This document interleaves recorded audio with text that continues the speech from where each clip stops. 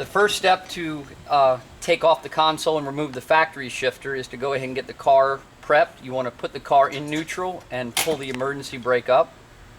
And the first thing we want to do is we're going to take off the factory C5 shift knob.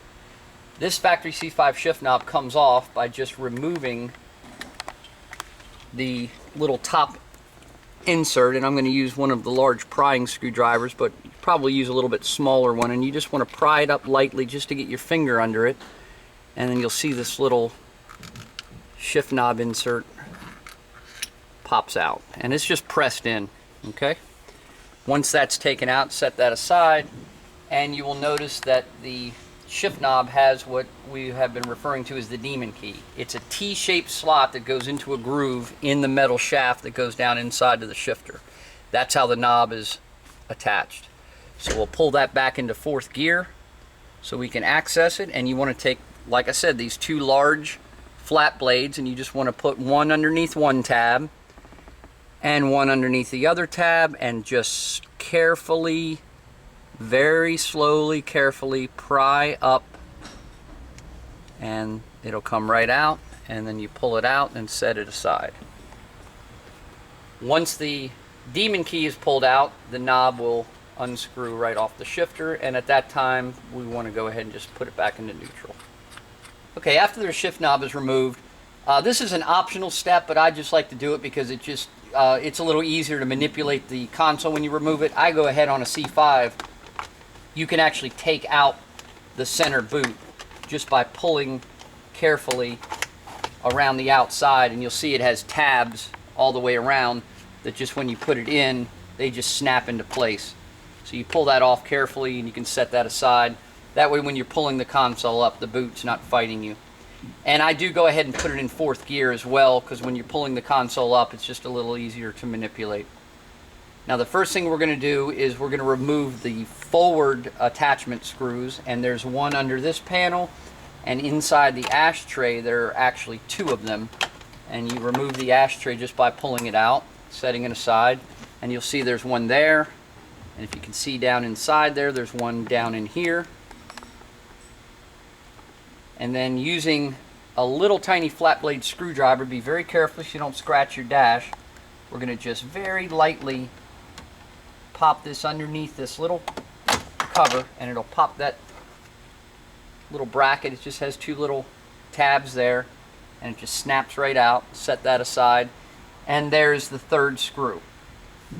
Now one of the things you need to do is take your steering wheel, and you want to have it all the way up as far as it can possibly go, because this entire console piece is one piece, and when you take it off it requires some manipulation, and it's a very tight squeeze to get this thing up over the shift knob, clear the steering wheel and everything.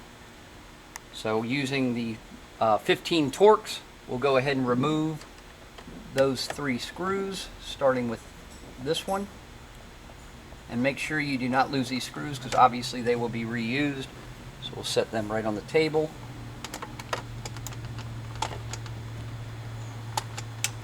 Move this one in here.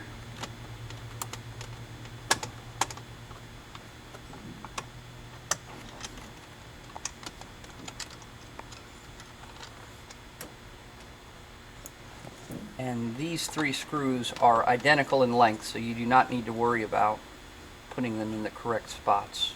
Either one of them will fit any of the three holes. Just make sure you don't drop them. And I go ahead and just also remove the cigarette lighter just to get it out of the way as well. Okay, once we remove the fasteners in the front of the console, we're going to remove the fasteners in the rear of the console, which actually is two steps. We'll open up the center glove box, and you'll notice that there is a split between the front half and the back half. We actually need to remove the mounting bolts, or actually they're mounting nuts back here, and slide this part of the console up just enough to remove the front part of the console up and out of the car. So the first thing we are going to do is we are going to remove the little covers here, and if you can't pop them off with your fingernails, you can use that same little flat blade screwdriver that we did to remove the covers in the front.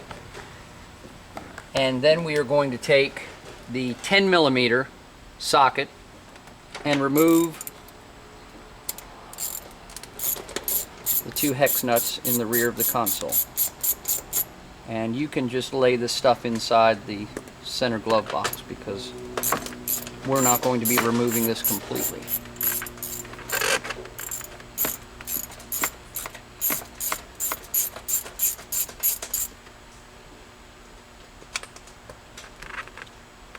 Okay.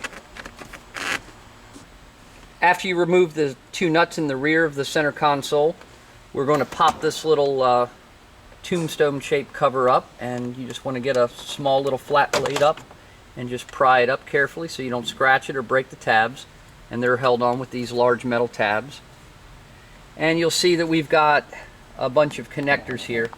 Now, we do not need to disconnect the passenger airbag light or the active handling button. We can leave those connected, but we will need to disconnect the cigarette lighter, and we need to make sure that when we connect this back that our fuel door still works. So one of the things we'll do when we put it all back together before you close everything up is you'll just hit that button and make sure that your fuel door activates. So the first thing we will do is we will push in with a little screwdriver on the little tab here and disconnect the cigarette lighter, and then this whole unit you can actually just have hang over to the side just for a bit like that. And that will give us room to remove the same size hex nuts that were in the rear with our 10mm socket. And just be careful when you do this that you don't drop them down inside the tunnel either. Okay, once we have these 2 nuts removed, this entire back half of the console is completely free from the car. The only exception is the gas tank removal switch, which we're going to go ahead and pull this thing back, and we're going to put our hand up underneath here, and we are going to pop that loose. And then once I pop it loose, I'm going to close this up, pull this thing off, and I'll flip it upside down so you can see what we've done here. This is your gas tank activator, and there's the plug, and it just goes inside there and snaps into place. Now, there's not a lot of wire, so be careful when you pull up on this plug to get your hand in there. It may just unplug itself, but you need to make sure before you tighten up all the console pieces that your gas cap door is working. So we're going to go ahead and remove this piece from the vehicle, or at least set it over to the side. Now, you don't have to go through that extent. You can just slide it up out of the way, but it's just a little easier to see everything going on with it completely removed. Once it's removed, we can go ahead and put this centerpiece. I'm just going to snap it in place just to keep it from falling everywhere. And then we are going to slowly manipulate the center console up. Okay, once the console's out of the way, we're going to go ahead and remove the shifter dust boot cover. And it's the same 10mm socket that we used to take the mounting nuts off of the outer consoles. So you just want to remove these 4 bolt nuts and make sure that you do not let them drop down inside the console either.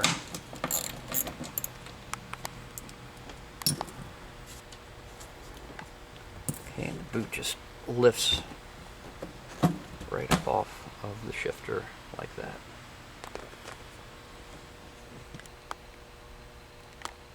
Okay, now we're going to remove the factory shifter, so we're going to go ahead and pop it in neutral. And again, same 10mm socket. Now these are actually 1/4 bolts, so a 10mm is not an accurate socket, but it does work because we're not going to be getting that tight on here. But I believe they are 3/8 is the imperial size.